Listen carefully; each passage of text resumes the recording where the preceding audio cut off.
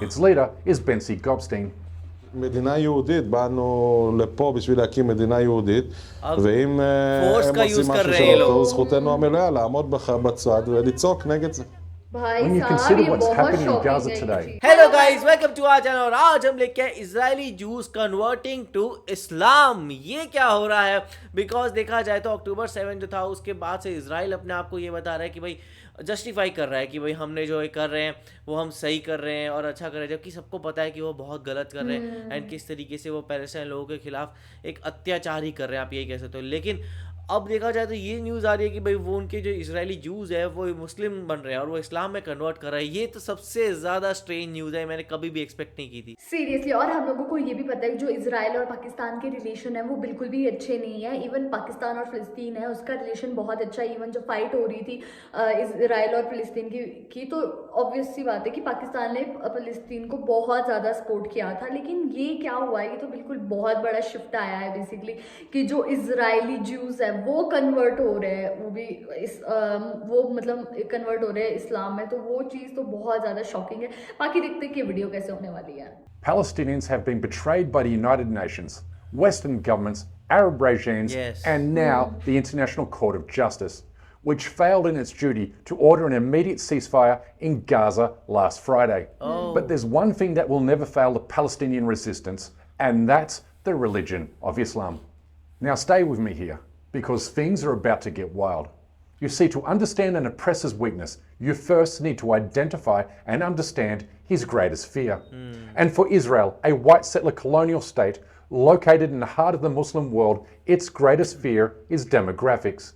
In other words, Israel fears Muslims or Arabs will change the country's demographics in a way that it can no longer plausibly claim to be a Jewish state. Which is why Israel so brazenly violates international law by refusing 6 million Palestinian refugees their lawfully protected right to return to their homes and land in occupied Palestine. So now that you know this, I want to bring to your attention just two words that stood out for me in this November 18 article. An article that gained a lot of attention because it explains why so many left-leaning Western women have converted to Islam since Israel's genocide in Gaza began nearly 4 months ago. But the two words that were largely overlooked by many commentators were the words Jewish revert, which became one of the most popular hashtags on TikTok, one that has now attracted hundreds of thousands of posts. So many Jewish people. This is the most remarkable and uplifting story of this conflict because it's one that has gone almost totally unreported until now. You see, the conversion of Israeli Jews to Islam is the sum total of Israel's worst nightmares, because converts not only threaten demographic change, but also become outspoken critics of Israel's genocidal strategies in occupied Palestine, and critics of the way in which the Zionist state has corrupted Judaism.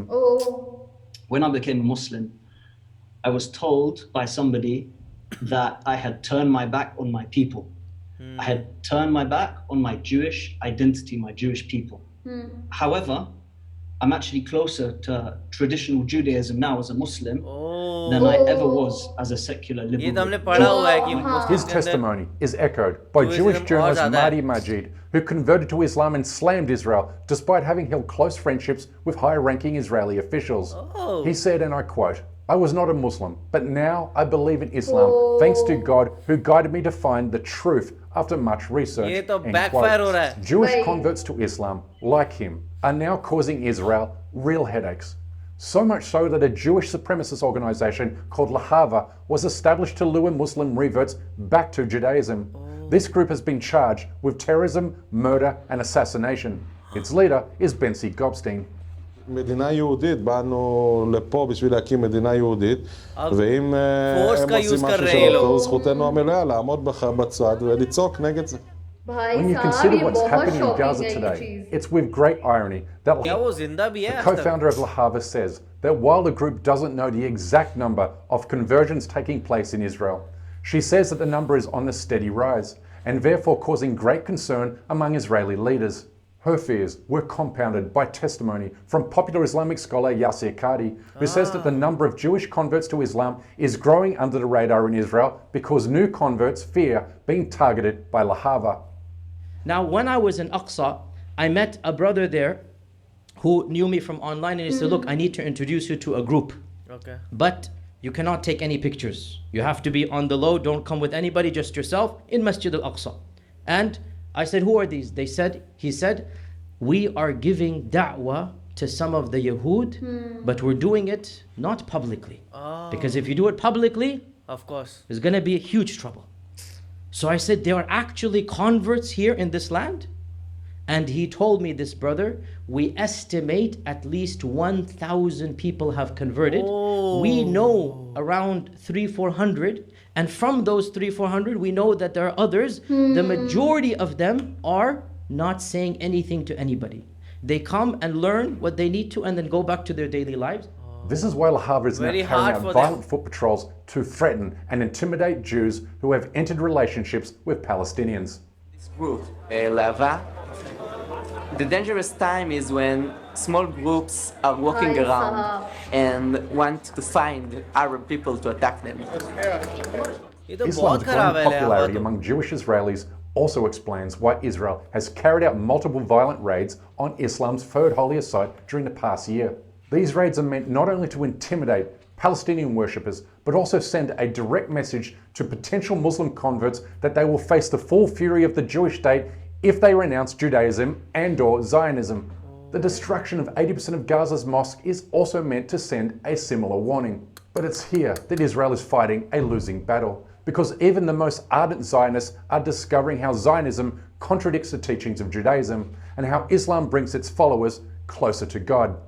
Since I went to Jewish school, I was also actually a staunch Zionist. I was super pro-Israel, and yeah, I held really closely to my religion and to, I guess, what I thought was my nationality, being Israeli. But at some point, I realized that actually accepting Islam and being Muslim and practicing Islam would actually make me a better Jew. Wow. I wasn't separating myself from Judaism. It was the same God. Her changing attitudes towards Zionism in Israel are echoed by Orthodox Jewish rabbis. Zionism is basically built up on mistrusting God. Don't believe in God. Don't trust God. From the other side, Judaism is built up on trusting in God. The state of Israel is a rebellion against God, and they will not succeed. They will come to an end. A person who can justify genocide, a person who can commit genocide, he's not a Jew. I can't count him as Wow. This academic research paper says that more and more Jews are converting to Islam for a variety of reasons. And while the study focused on Yemeni Jews living in Israel, it found that they perceive a weakening of Jewish institutions and the growing strength of Islam around the world. But as for Israeli Jews of European descent, many are now discovering the lies they've been fed about Islam and the Palestinians via the genocide in Gaza. I keep researching and learning about what's happening in Palestine right now. I can't stop crying. This is a call-in to all Jews who support Palestine. When did you realize that the Zionist mythology of Israel was a lie? Then why do so many Jews support Israel despite it committing war crimes against Palestinians? Actually. And the truth is, we're not fed accurate information. If this doesn't give you reason to be hopeful and optimistic about the future of Palestine, then I'm not sure what will.